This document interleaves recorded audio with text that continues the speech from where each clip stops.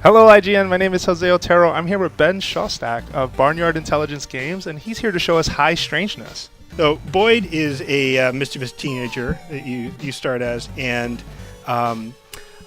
he finds himself in the intersection of multiple dimensions. Okay. And namely, you switch between 8 and 16-bit worlds. You'll see in here there's these two phantoms. One of them I can't attack him. Okay. I can get this guy. Got it. But if you switch, there you go. You can see it changes the entire gameplay style. Oh, wow. And all the mechanics are completely different in these two worlds. And in this 16-bit world, you can sprint around and do combo attacks. Got it. And switching to 8-bit, 8-bit is more like the original Legend of Zelda for NES. Got it. So no combos, less like one attack, like you have one chance to strike, kind of. Yep. And in the combat, you gain crystal eyes from your enemies, and you can use those to spend on upgrades. I just fell in a pit. Got it. But yeah, you can upgrade your guy, and so what sort of stats are you upgrading? Like specific, like strength or speed, or? This is health and damage. Okay. And the power pyramid. This is the mana that you get. So I'm upgrading the mana and your sprint ability. It'll clear his sinuses too. These are funny descriptions. Got it. Hot remix. Upgrade that. And yeah, so it shows you what the next level is going to be.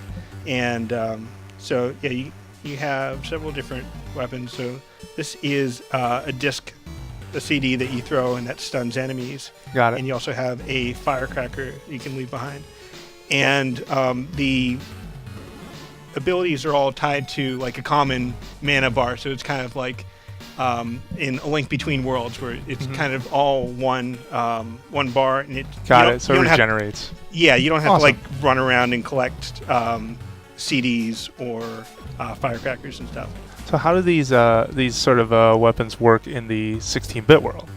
Are they different? Are they the same? In the 16-bit world, you have more freedom to fire in multiple directions. Got it. And like I said, with the with your flashlight is your main attack, and you get the combos in the 16-bit world. Oh, got it. I see.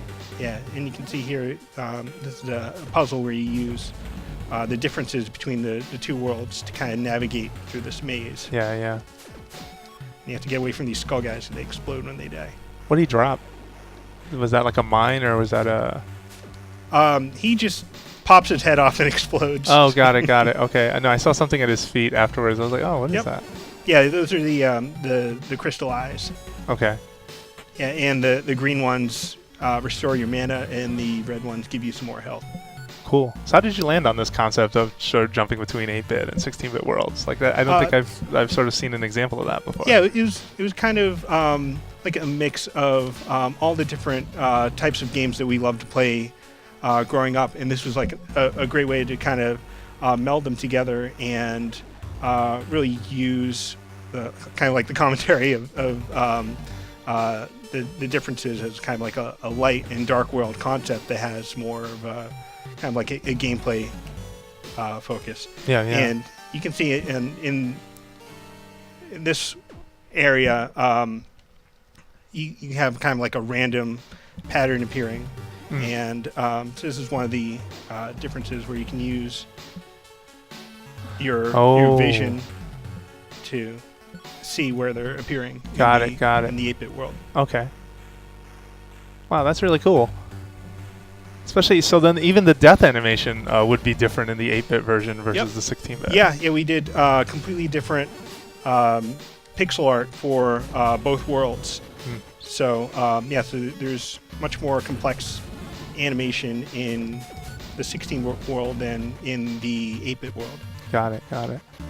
And we have a soundtrack. It's a combination of music from Rich Vreeland, Disaster Piece. Yes. And Dino Leonetti from Cheap Dinosaurs. Okay.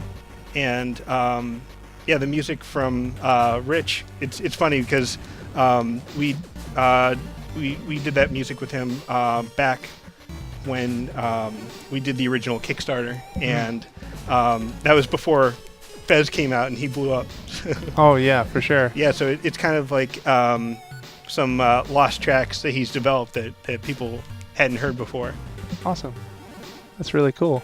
And are most of the areas you're exploring sort of dungeon focused or like puzzle based essentially? Yeah, there's puzzles in each world, and so yeah, it's a mix of combat and puzzle solving, and the kind of mix between the two gives you